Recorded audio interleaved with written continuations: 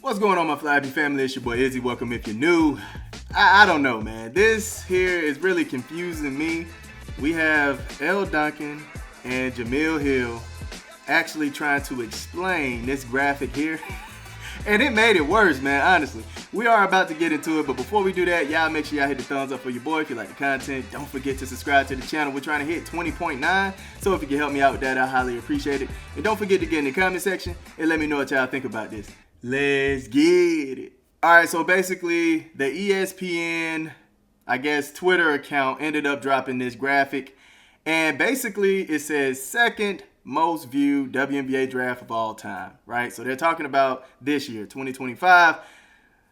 1.2 million average viewers. The peak was 1.4 million.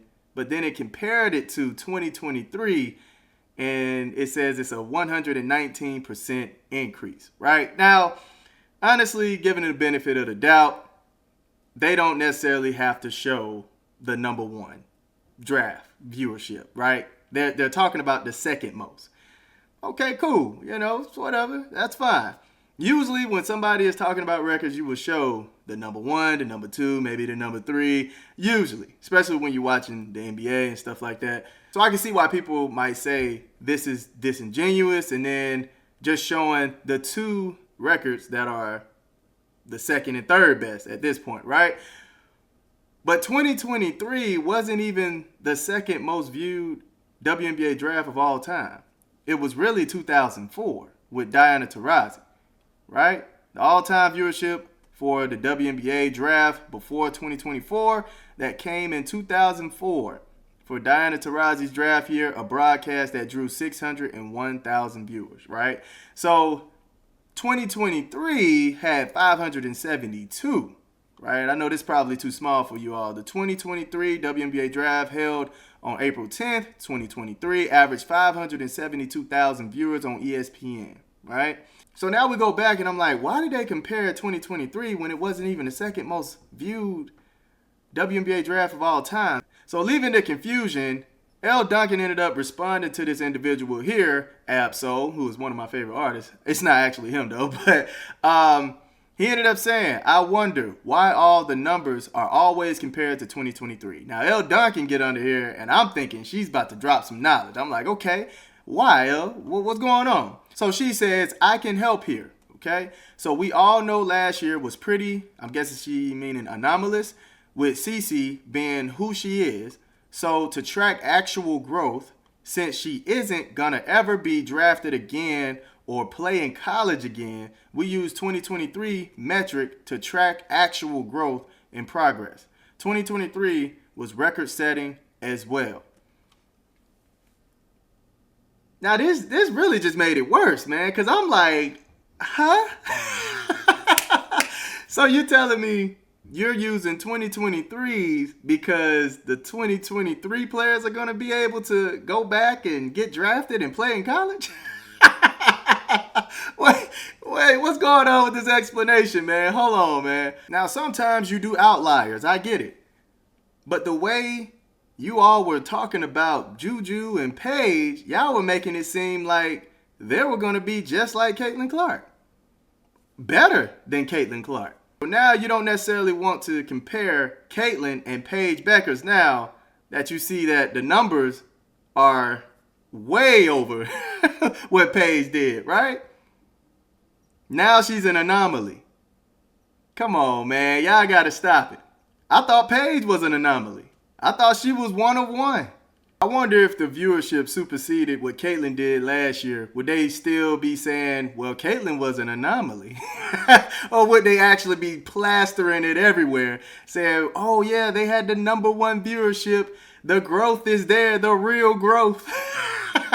We know what they would be doing, man. They'll be ready to show those percentages then. 120% over last year. They slick. Y'all need to stop it. So what you trying to tell me that the growth that Caitlin Clark brought to the league is not actual growth? What are we talking about, man? Well, Caitlin Clark fans, we are not a part of the growth of the WNBA, man. Congratulations. Congratulations, man. We just here. right? We're just here. We're just talking about the WNBA just because. So let's read what else she said, though. I'm talking about the draft and college basketball, sir. Since, again, CC will never occupy those spaces, the W hasn't started yet, so we can't track growth from last year yet. But see you in May. I'm still lost about it, man, because you had a draft last year and you had a draft this year.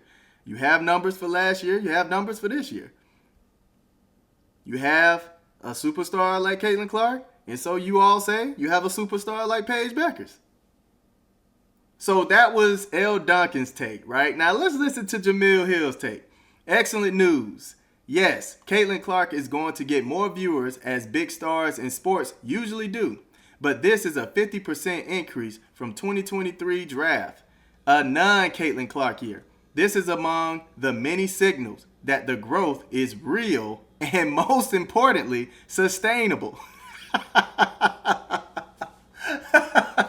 Yo, so the Caitlin Clark growth isn't real?